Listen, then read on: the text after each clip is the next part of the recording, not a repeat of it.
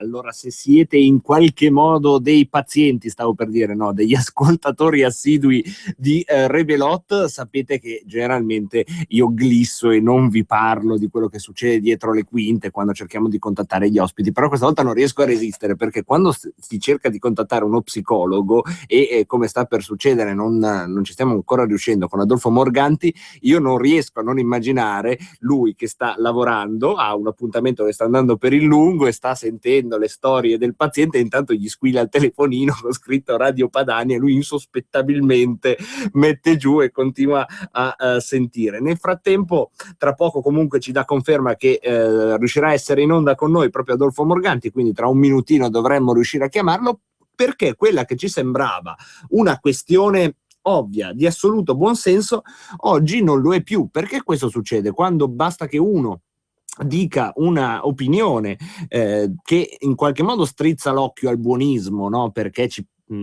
fa gioco a un certo perbenismo dire che non può essere che una donna si prostituisca di sua libera iniziativa. È una cosa che secondo me non è assolutamente vera, però fa l'occhiolino a una certa morale cattolica, ma non solo, anche un certo femminismo che è radicato in questo paese, pensare che questo non accade. In realtà anche al femminismo deteriore, perché il femminismo migliore, anzi, dice l'utero mio lo gestisco io e quindi posso anche farmi un'azienda. Mi perdonino le femministe all'ascolto se questa è un po' la mia interpretazione dei fatti. Quello che è certo è che il tema è stato centrato, perché si è già iniziato a discutere fortemente di questo nuovo referendum della Lega, e mentre aspettiamo di fare il nostro collegamento per capire, al di là delle ideologie, al di là di tutto, che cosa funziona e in che modo funziona la testa delle persone quando si tratta di queste scelte che sono sia professionali ma anche esistenziali, io mi permetto di rubarvi un minuto per dirvi delle cose che possono sembrare ovvie ma ovvie non sono.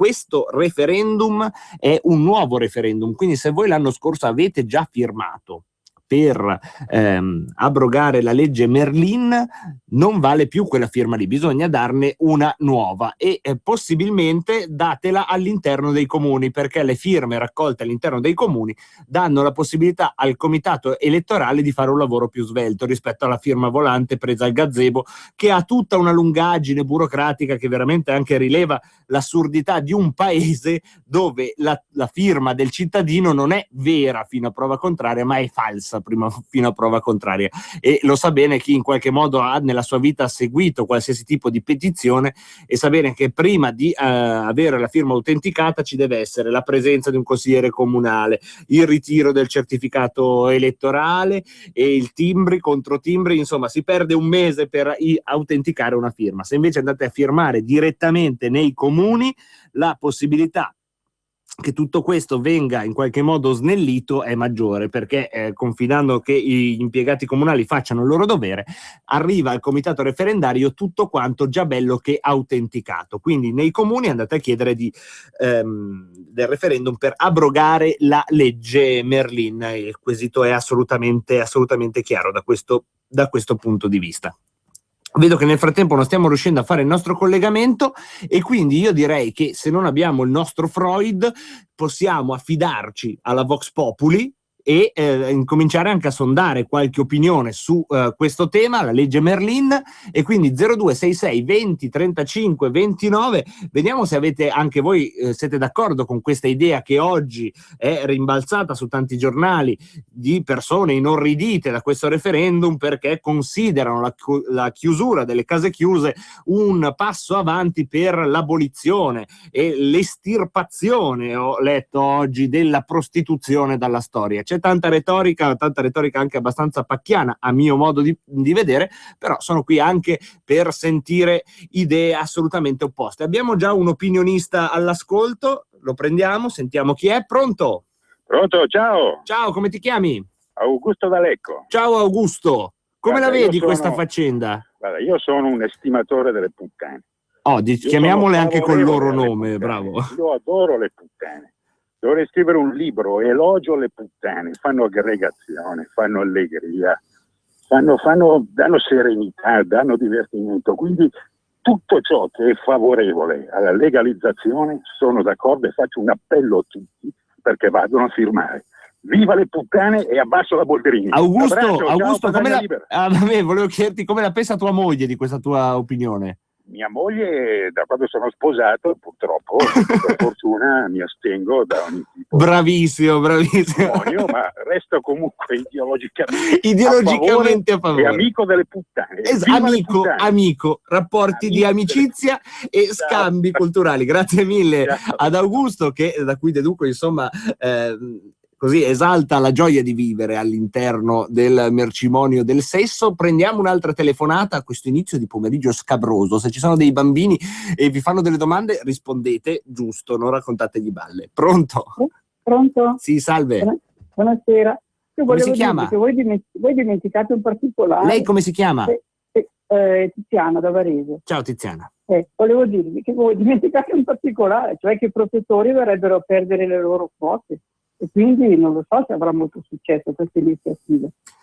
Certamente c'è un giro economico della malavita che va a essere in qualche modo intaccato e se non sradicato, quello sì, perché se tu regolarizzi un fenomeno poi la sua professione diventerebbe abusiva e quindi risalterebbe all'occhio, avrebbe anche una crisi di mercato, perché una delle cose che insomma analizzavamo ieri è anche questa, che se una cosa è legale, anche se esiste un canale illegale, poi una persona normale va e sceglie quello dove è più tutelato, sia a livello sanitario, sia a livello delle tariffe, sia a livello del fatto che chi fa la professione più antica del mondo lo fa di sua propria volontà, esattamente come vai da un commercialista e non immagini che sia stato costretto a fare il commercialista, ci sarebbe lo stesso tipo di presupposto volontaristico quando si va anche dalle mondane, per usare altri sinonimi perbenisti che insomma ve ne posso dire a migliaia, perché come molti di voi ho avuto la buona educazione cattolica che mette un sacco di sinonimi a tutte queste faccende che riguardano, diciamo, la parte meridionale della nostra penisola corporea. Prendiamo un'altra telefonata. Pronto? Pronto? Sì, ciao. Ciao. Come ti chiami? Ascolta, non posso dirlo. Ok. Fai un nome di fantasia, come avresti voluto chiamarti? Come chiamarmi? Renzi. Ti saresti voluto chiamare Renzi? Renzi, sì, cazzo, così. Vabbè, contento tu. Rincoglionito come quello, cazzo, mi ha suicidato. Va bene, Renzi, dici pure. Volevo dire una cosa, ma io penso che queste persone, queste donne, così lo fa di sua volontà. Io sono un uomo e con la crisi che ho adesso, quasi di farlo anch'io. Fortunatamente non sono una donna e non so chi mi vorrebbe. Vabbè, lasciamo stare il discorso. Ma guardi che noi uomini, giovani, non giovani, soprattutto da giovani, abbiamo avuto bisogno di fare con queste persone. Servono nella vita, servono come servono tante altre cose.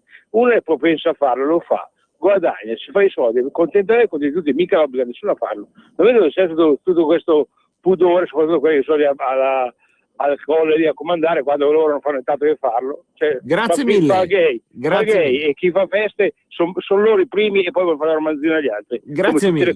Forse perché da loro è già legalizzata di fatto. Comunque grazie mille a questo ascoltatore. Io avrei davvero la sincera curiosità qui a filo diretto, non abbiate timore, vi accoglierò con disponibilità e sincera curiosità qualora voi pensiate, come oggi è stato scritto su alcuni giornali, che la prostituzione volontaria non esiste. In realtà la prostituzione è sempre un meccanismo di tipo coercitivo o comunque in cui la donna esercita qualcosa che non si può accomunare a una professione perché ha sempre un risvolto traumatico, perché c'è di mezzo il corpo e tutta una serie di riflessioni che immagino possiate intuire senza che ve ne faccio così l'elenco completo. Quindi se c'è un'opinione di forme qui a filo diretto 0266 20 35 29 siamo ben contenti di accoglierla. Se invece come pare prevalgono i gaudenti, vabbè, non mi lamento.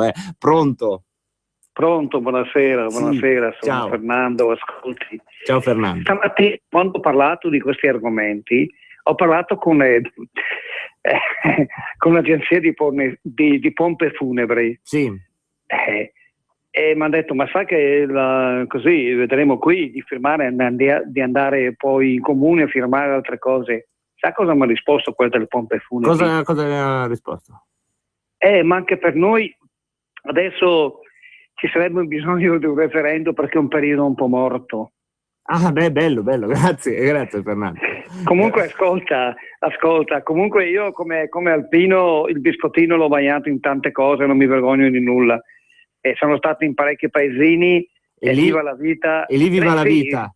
Sì, viva la vita, nel senso, viva la vita, vita, nel senso che comunque è giusto andare a pagare l'obolo, certo. E l'obolo soprattutto sapendo. E Fernando, da vecchio alpino, diciamolo, non si fa flanella. No, da vecchio basta alpino. Flanella. Ascolta, la lunga penna nera ti riscalderà. E va bene, andiamo avanti. Vedete che il Cobra della Rettore ha in qualche modo stimolato altre simbologie. D'altronde ve l'ho detto, oggi è puntata freudiana questa di Rebelot, quindi toccheremo più o meno tutti gli argomenti in tema e quindi va benissimo iniziare con questi che sono i simboli onirici in cui Freud generalmente vedeva quasi sempre il membro maschile, anche se proprio verso alla fine della sua vita, durante un'intervista, disse sì, però attenzione, non fraintendetemi, alle volte un sigaro è solo un sigaro, non è che sempre il sigaro è quell'altra roba lì. Prendiamo una telefonata. Pronto? Pronto? Sì, ciao, come ti chiami? Ciao, mi chiamo Renato, telefono da Brescia. Ciao Renato. Ciao. Volevo dirti che era meglio fare i gazebo, perché molta gente, anche sottoscritto, non ha il tempo di andare. Ci saranno i gazebo, Renato, grazie di questo. Sì, grazie mille. Ecco. Grazie mille, Renato. Volevo dire un'altra cosa. Pronto? Sì, sei in onda. Ecco, ti ringraziamo perché mi hai corretto su una cosa che adesso voglio precisare, ma prima finisci il tuo intervento. No, volevo dire che al di là dei discorsi vari, molte donne piace fare questo mestiere, perché io conosco personalmente delle signorine, diciamo, sì, che hanno fatto due conti, hanno visto che lavorare una giornata a 8 euro l'ora, magari in nero, che fanno un culo così, scusate l'eufemismo, invece lavorando 2 o 3 ore guadagnano come tutta settimana, che si fanno il culo lo stesso. Scusa, sempre l'eufemismo. Grazie mille Renato, grazie mille. Ma se mi permetti, soprattutto per la tua precisazione all'inizio, io vi ho invitato ad andare a firmare nei comuni perché questo snellisce la macchina organizzativa ed è una sensibilità che vi porto in modo tale che quando fate un gesto che è molto semplice, cioè mettere la firma su un foglio, voi possiate anche pensare a quello che succede dopo che voi mettete la firma, ed è davvero un sacco di roba, perché questo strano paese le petizioni popolari vengono fatte secondo il criterio assurdo che la tua firma, cittadino, è falsa fino a prova contraria, e quindi c'è tutto un vero e proprio lavoro nella giungla burocratica che devono fare i nostri uomini e donne volontari del comitato referendario. Proprio per alleggerire questa parte di lavoro io vi invito a firmare nei comuni. Ciò non di meno, ci saranno, e come se ci saranno, gazebate della Lega Nord, e non solo della Lega Nord, anche del comitato referendario senza le bandiere della Lega Nord, che appariranno puff nelle varie città delle vostre piazze. E questo era un lapsus voluto, perché questa è la puntata per l'appunto dedicata a Freud, quindi me la sono anche cavata bene, nel senso, un lapsus veramente innocuo, non come quelli che sentiremo dopo. Prima però di andare ai prossimi argomenti, prendiamo le ultime 2 telefonate sul tema, visto che il nostro Freud non riusciamo a contattarlo. Continuiamo con la Vox Populi, fin qui tutti gaudenti. C'è qualcuno che dice no, guardate che la prostituzione è sempre una sofferenza? Pronto? Ciao Marco, Alessio da Varese. Ciao Alessio. Ciao, ascolta, a me sembra, cioè su questo tema, mi sembra che avevano fatto una trasmissione di approfondimento qualche anno fa dove intervistavano delle ragazze che dicevano ma effettivamente io lo faccio perché mi piace, o comunque perché vedo che in questo modo guadagno un tot e in altri modi non riesco ad arrivare a certe cifre o non riesco a sopravvivere. E questo non in Italia ma all'estero, però voglio dire, non mi sembra una cosa così strana che la prostituzione sia volontaria. Cioè, viene vista in modo solo di sfruttamento perché abbiamo una concezione troppo bigotta, secondo me, del sesso, cosa che nel resto d'Europa non esiste. Grazie mille Alessio, e prendo anche l'occasione insomma per fare una sottolineatura un po' più seria rispetto a quello che ci siamo detti fin qui e che ci stava tutto, ed è questa: la prostituzione volontaria è quella che la riconosci dal prezzo, perché se il prezzo è diciamo abbastanza sostenuto probabilmente è una prostituzione volontaria fatta per passione. La prostituzione da sfruttamento non la riconosci da chissà quali sfumature psicologiche, la riconosci dal fatto che il prezzo è ovviamente bassissimo rispetto a quella che è la prestazione che una persona fa, perché è una attività che coinvolge non solo il corpo, evidentemente, perché l'uomo non è fatto soltanto della sua carne e della sua pelle, e quindi io dal prezzo capirei qual è la percentuale, quali sono i settori dove prevale lo sfruttamento e quali sono quelli dove invece prevale lo slancio volontaristico e imprenditoriale che fa di tante donne delle start-up. Pronto? Sì, ciao. Marco, sono Lele da Brescia. Ciao Lele. Critico. Vedo che finalmente il livello della trasmissione è tornato allo standard, che parliamo di puttane, che è una cosa finalmente buona. Grazie Lele. No, ascolta, io pur non essendo mai andato per meretrici in vita mia, non ci trovo proprio niente di strano che esistano, cioè ognuno poi al mondo è libero di fare quello che vuole del proprio corpo, una volta che non danneggia gli altri. Non vedo dove sia il problema. Ma qui il problema è il bigottismo che prima era dei clericali, adesso è dei cattocomunisti clericali, che a un certo punto arrivano al punto di dire, no, che se tu guardi la pornografia via internet sei uno sporcaccione, se invece lo guardi pagando su Sky, no, sei una persona rispettabile. Questo è il tipo di società che ci troviamo di fronte. Ciao Pinti. Grazie mille Lele, in qualche modo sento anche delle aderenze sulla mia teoria del prezzo e delle varie ipocrisie.